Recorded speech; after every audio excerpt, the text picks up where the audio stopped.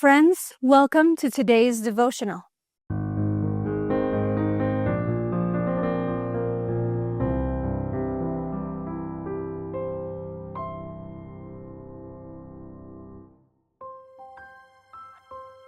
Our Bible verse today is found in Matthew 7 verse 14.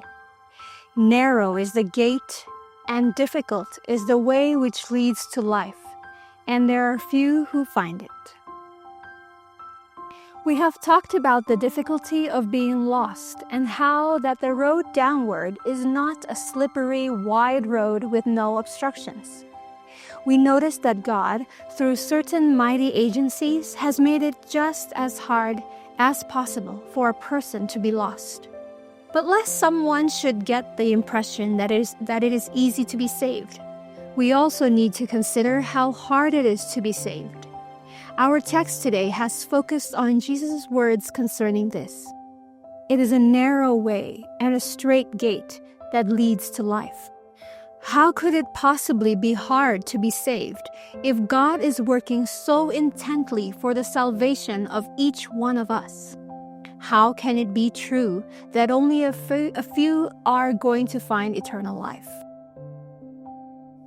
There are several texts that suggest that God is interested in everyone being saved.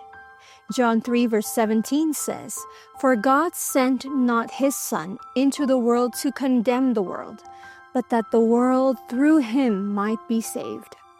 It includes the whole world. 1 Timothy 2 verse 4 reminds us that God would have all men to be saved. In Acts 2 verse 21, there is a passage quoted from the Old Testament, "Whosoever shall call upon the name of the Lord shall be saved." And then in the last book of the Bible, Revelation 22 verse 17 says that whosoever will may come.